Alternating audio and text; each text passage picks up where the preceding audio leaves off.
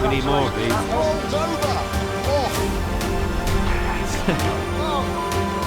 Big off there.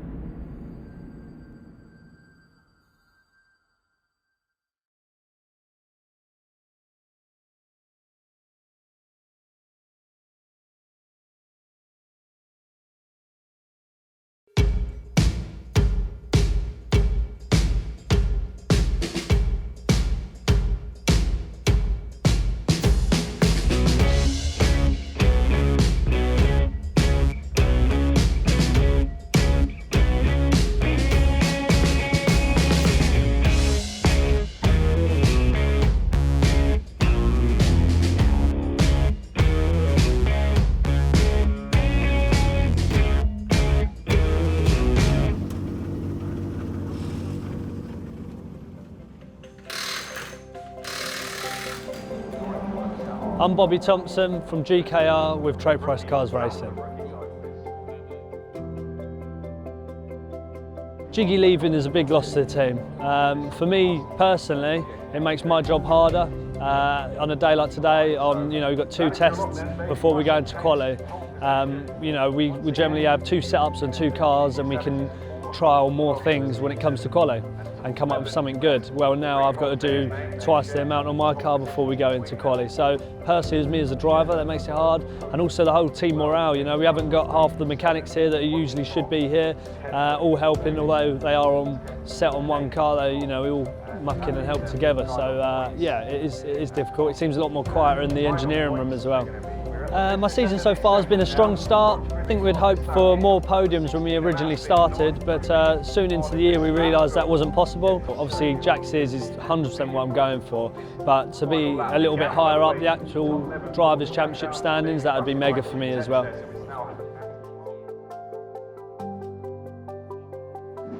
Absolutely, yeah. We certainly need to pick up some muscle before the season's out. I set out a goal to win a race this season at least, and that motivation doesn't change. I'd love to do it here at my home track, but like you say, we need to just make sure we pick up that silverware and just keep getting some good results for the new car.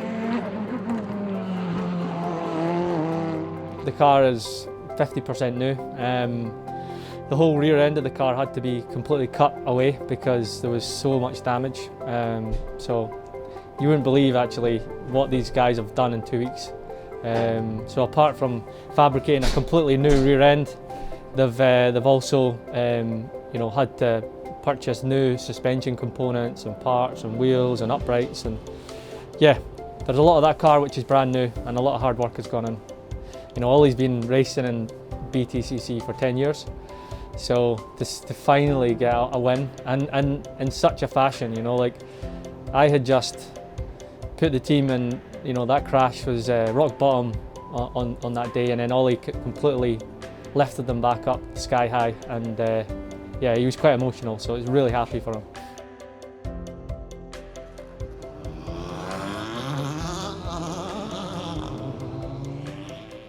I think it was P7 or something like that. I was over the moon, really over the moon. Then we managed to get another lap in with a drying track. It was greasy but drying on the wet tyre. We ended up not going any quicker, no one did. So we ended the session in P7.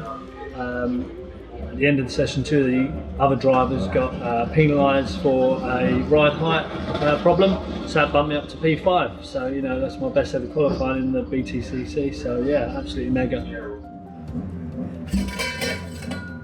Had 2 consistent dry free practices. We weren't too bad there. We were kind of top 12, which was okay. We were still getting to grips with this new Hyundai, especially a tricky circuit like Croft.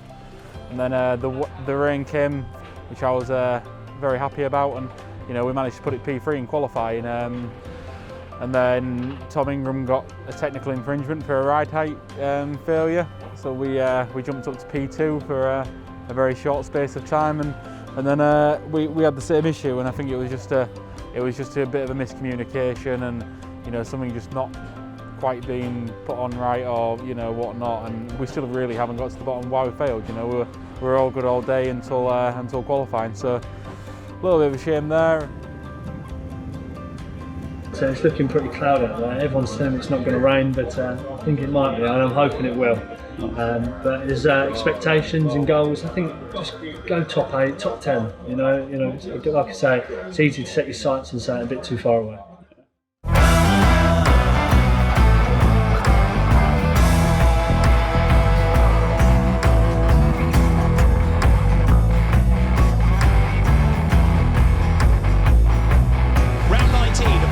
British Touring Car Championship is go. Good start made by Cook. Good getaway by Turkington. Jake Hill tries to crowd the BMWs on the way down towards Clermont Corner. Turkington will go second. Butcher to the inside of Oliver into the complex. Sun gets turned around. Side that is Rory Butcher. Turkington locks up and Turkington's in the gravel. Colin Turkington in the gravel and he's into the barriers. They're trying to. Oh, as Matt Neal dives down the inside and there's contact with Josh Cook. Diving down the inside into Sunny in and he's through. Matt Neal is a race winner once again at Croft. Drive already as Ingram goes for the race lead. Look at that, fantastic on the inside. Wow. Up and over, and the safety car is immediately deployed there. Big accident. I think that's Bobby Thompson who's gone over. We've had a car roll going in towards Barcroft. The marshals have immediately attended to it. In that part of race 3, we was looking we was looking at our phones, and obviously the phones aren't as quick as the circuit cameras, because circuit cameras are live, and then the actual looking at our phones on ITV4, they was about a lap down.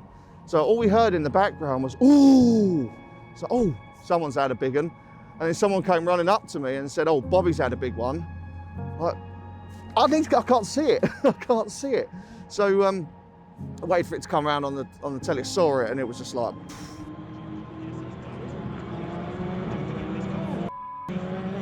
Oh. The whole weekend just seemed to come crashing down at that point. It was awful, really.